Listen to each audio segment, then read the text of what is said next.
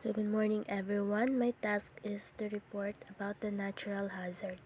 Extreme winds, large earthquakes, and tsunamis are among several natural phenomena which generate lateral loading capable of damaging structures or even result in loss of life.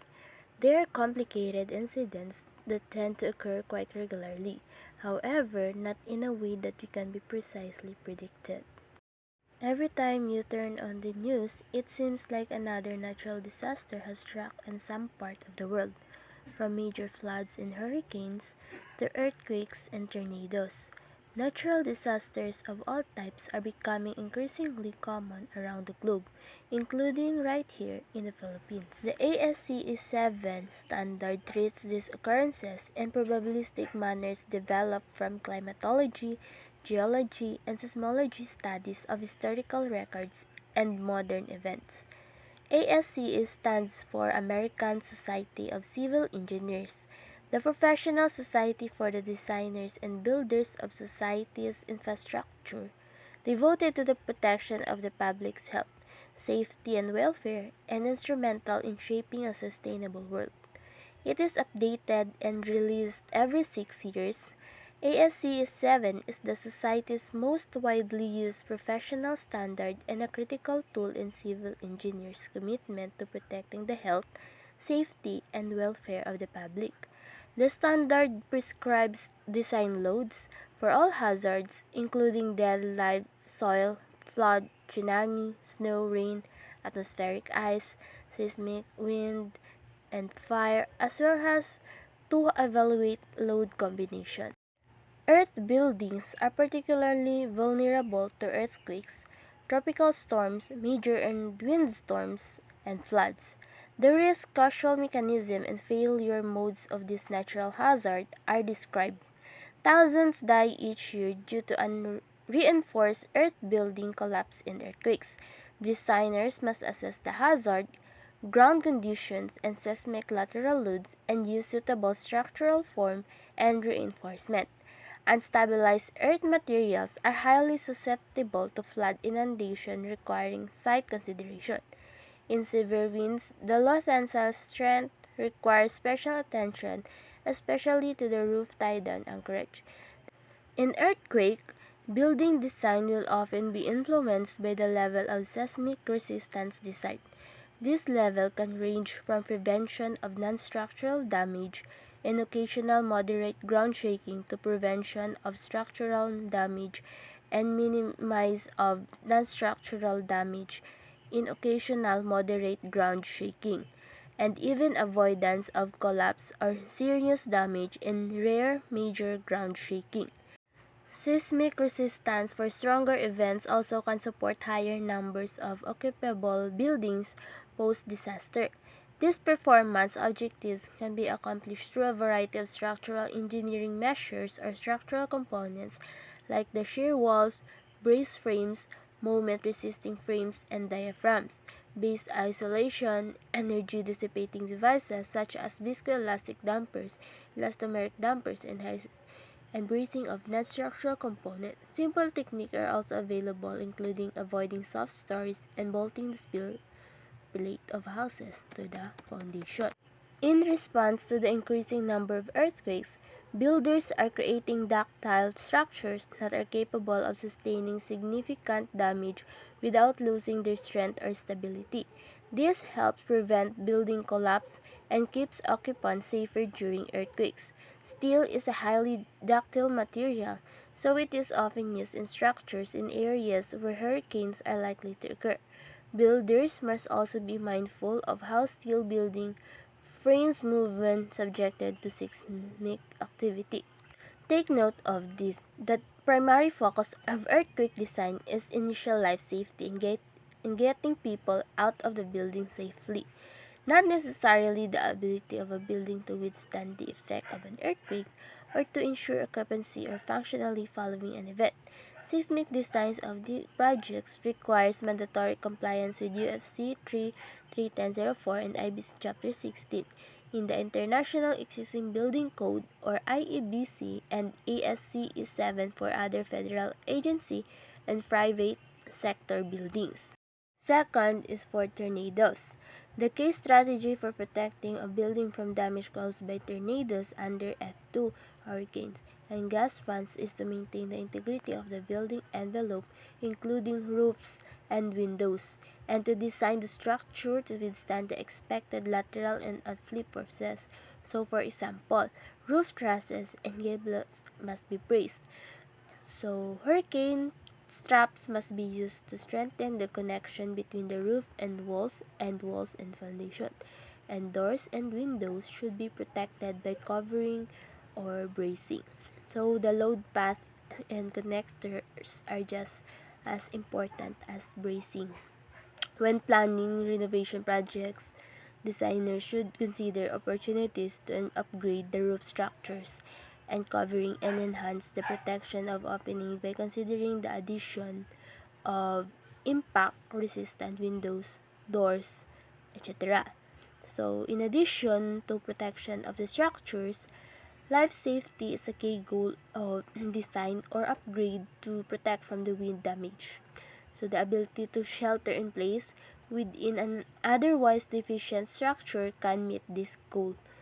The areas can be constructed to protect a large number of people from natural hazard and incidents for occupant refuge during catastrophe or when buildings must be sited in flood-prone location. They should be elevated above expected flood levels for at least the design return period to reduce the chances of flooding and to limit the potential damage to the building and its contents when it is flooded. Other flood mitigation techniques include dry flood roofing or making the building watertight to prevent water entry, making uninhabited or non-critical parts of the building resistant to water damage, or maybe relocation of a building and incorporation of flood walls into site design to keep water away from the building. So take note that leaves require significant amount of care and are discouraged as a mitigation measure. So the ASCE 7 in 16 has a new chapter on tsunami loads and effect. So another natural hazard is tsunami. It is a series of ocean waves generated by sudden displacement in the sea floor, landslide or volcanic activity. In the deep ocean, the tsunami wave may only be a few inches high. The tsunami wave may come gently ashore or may increase in height to become a fast-moving ball of turbulent water several meters high.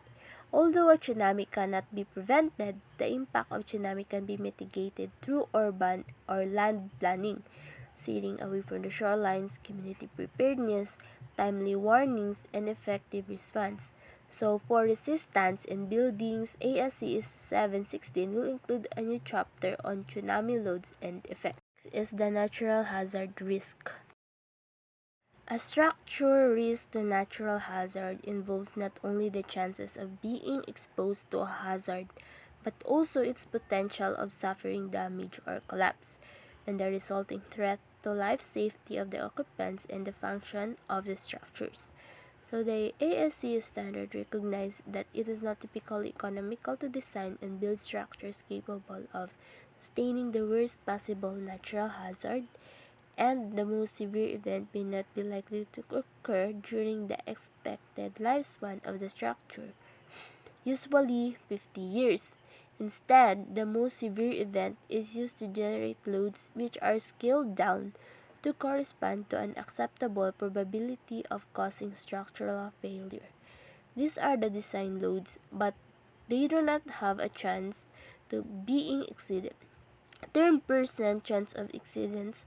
However, this chance is only about 10% during the lifespan of the structure, which has been judged as an accepted level of risk. The risk from natural hazards, while it cannot be eliminated, in some cases be understood in such a way that can minimize the hazard to humans and thus minimize the risk.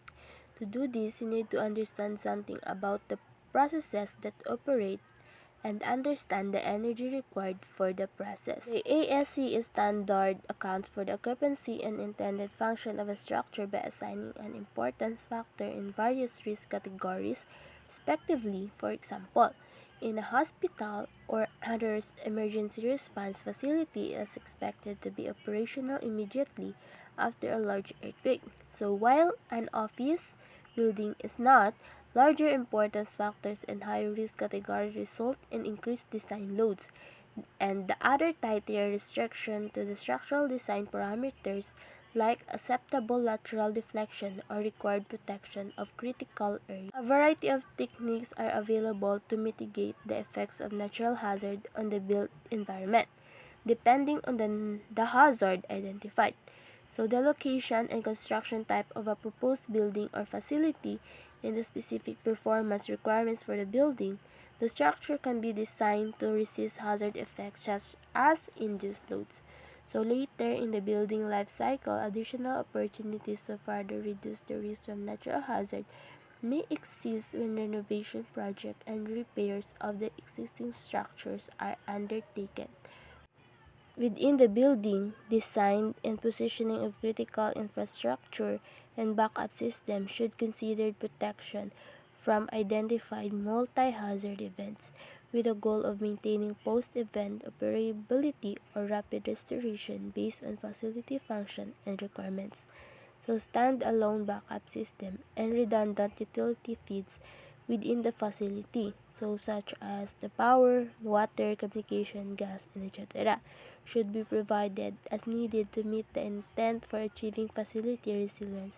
So the design measure should also include appropriate anchorage and attachment of critical infrastructure systems for multi-hazard events that may impact the facility. Regulations, codes, standards, and best practices guide the building or the design of buildings to resist natural hazard.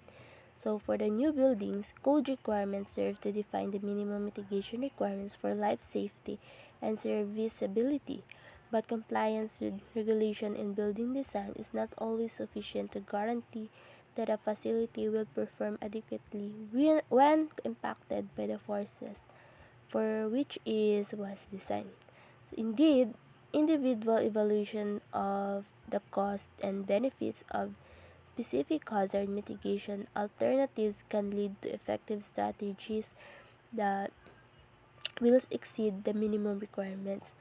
Additionally, special mitigation requirements may be imposed on project in response of local specific hazards. When a change in use or occupancy occurs, the designer must determine whether this change triggers other mitigation requirements and must understand how to evaluate alternatives for meeting those requirements. So thank you for listening.